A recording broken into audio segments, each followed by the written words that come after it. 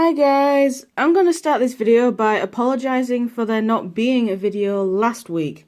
The main reason was I did try filming this last week, but my phone decided to crap out on me and deleted the footage that I did, and I just wasn't in the mood to try again. Then personal stuff happened which lowered my mood even more because I was willing to try recording it again the next day and just upload it a bit later, but like I said, because personal stuff, it just killed my mood for the entire week for making videos. So, no videos last week, but this is the video that was going to be last week, and I'm filming it again to do it for this week. And today's video is going to be of the Figma Okabe from Steins. The reason I am reviewing this figure is because Steins 0, the sequel anime, has recently started. I think we'll be on episode 3 this week. Was it episode 3? Yeah, episode 3 this week. So, while the anime is still fresh, I thought I'd review this as like a celebration. So this is Okabe, who, if you have seen Steins or played the visual novel or have any knowledge of it, Okabe is the main character. And he's a mad scientist, pretty much. And he's a really fun character. I love the dub. I mean, in the sub, he does do some random English, but in the dub, he's voiced by J. Michael Tatum, who, if you know his voice acting career, is also Sebastian from Black Butler. So, we've basically got a mad scientist voiced by, who sounds like Sebastian. So, we'll start off with the face. He has a very nice face sculpt. There's a little bit of stubble going around his chin. At least with this one, he actually has stubble going all the way around. Because if you remember when I reviewed the Kuritsugu Figma, one of his faces only had stubble on one side. Yeah, so he's kind of got like the grey eyes, so he's kind of just got a dead stare. And we got his hair. I will say right now that my copy of him does have a few scuffs and scrapes because quite a while back I did do some toy photography with him outside and he decided to take a tumble off a rock. So he has a few scuffs and scrapes, but this is just from me playing with it. Obviously getting it brand new, it didn't have any of the scuffs. But if you buy it second-hand, it might do. Anyway, so then we got his lab coat, and you can see he's got a little red pen in the pocket. This section of the lab coat that's on his body is made of a soft rubbery plastic, so it moves and doesn't limit any of the articulation. Same with his shirt, and that's basically what a Figma looks like on the inside. Just put that back in there. So yeah, soft rubbery plastic, very nice sculpting for all the creases and the folds. There's the back of him, that's for the base. And we've got joints in the coat. Then obviously the awesome bit of lab coats is the long bit at the bottom, so I guess like the tail of the coat. Then we got his pants, so we've got his belt, and also because he's incredibly skinny, his belt has a lot of extra, I guess you could say. Then we got his trousers going down to his feet. And as you can see there on his shoe, that is one of the scuffs. I believe he has got a little bit of scuffing there on the lab coat as well. And there's quite a bit of scuffing there on his head, on his hair. Just because this piece likes to fall off really easily, so this would get scuffed up even more. But yeah, other than that, he's in pretty good nick. Now for articulation-wise, his head is on like a ball joint style head, so you can go all the way around. You can look up that far and down that far. You can do a full 360, but why you'd want to have him look behind him, I have no idea. The arms can go out that far. And he's got pretty good range of movement in the elbow. I mean, it goes out, so you've got a straight arm, and then that's as far as it goes forward. The hands work like Kuritsugu's, so the peg is on the hand rather than the wrist. So you got a good range of movement in the hand, And obviously you can rotate that so the hand goes side to side rather than up and down. He does have a crunch. Doesn't have that much of an arc just because this bit of the lab coat is solid, so it doesn't really allow for much, but it doesn't really lean back that far anyway. I want to say his crotch, and therefore his butt as well, is made of the same rubbery plastic as the lab coat and the shirt, so that doesn't get in the way of the leg articulation. So his leg can go forward that far, back, let me just move the coat out of the way, back that far, pretty much as far as the lab coat will let it go. He's got very good range of movement in his knee. And obviously straighten it all up. And the foot can go up and down. And it has a slight pivot. I mean, Okabe doesn't really get into as many action poses as what Kuritsugu would, so his ankle tilt isn't as good. His lab coat is also on hinges, so you can have it all the way out for some reason. I mean, that's very windy if it gets that far out. But yes, you can have him doing the awesome, like the classic Steins gate pose with his lab coat out, because they always do that for dramatic effect in anime. So that is the basic figure. Let's put him there. No. And we'll get to his accessories, which I have left here. There we go. So we'll get to his accessories. First off, we'll start with the base. This is just the standard Figma base that every Figma comes with. You just peg the arm into the base, and it literally just says Figma on it.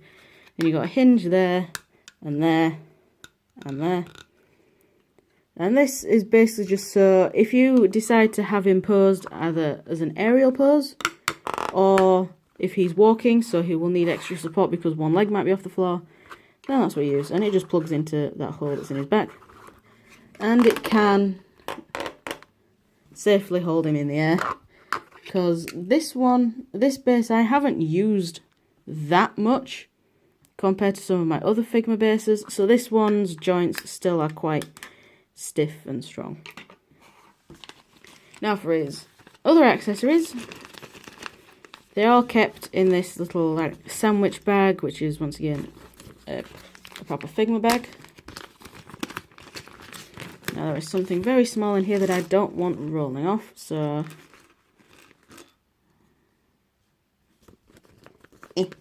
come on, out the bag. Out. There we go. Let's put that to one side. This little bit just plugs onto the end of the base, like so, and basically just gives the arm a bit of extra reach, and it gives it a different angle. He comes with hands. I mean, hands are a basic Figma accessory. So he comes with splayed open hands, or as I like to call them, jazz hands. He comes with holding hands to hold other accessories, or maybe to share accessories with other Figmas. He has hand-holding hands, because the other Figma, the Makase Kurizu Figma, which is the main female character from the original Steins Gate series, she has the other holding hands hand, so basically they can hold hands. And then he has a gun hand and another sort of open hand that's not as open as the jazz hands. And basically, to switch the hands out, you just need to pop the hand off, pick the hand that you want him to have. So in this case, just for easy, so just to make it easy for me, I'm giving him the gun holding hand, and that just pops into the wrist like that. And then they've got the exact same range of movement. stand up. There we go. Figmas can happily stand on their own, but you have to get the legs sort of like in the exact position, and they have to literally just be stood plain like that. He does come with a couple of extra hands, which are like not the basic Figma hands. So he comes with this one that holds his phone, so he can send his D-mail messages. And he also has a pointing hand, because he likes to point. He's a pointing person. And those just switch out the same as the other hands. He also comes with a little ray gun, which is pretty cool, very nicely done. I like it. And this is the reason why I gave him the gun holding hand. So it literally just pops in his hand like that. Then just rearrange it so the trigger finger is, in the trigger. So there we go. He's holding his gun, which is, it's kind of weird the reason that he has this. I'm not going to give any spoilers, but it's kind of a weird reason that he has that.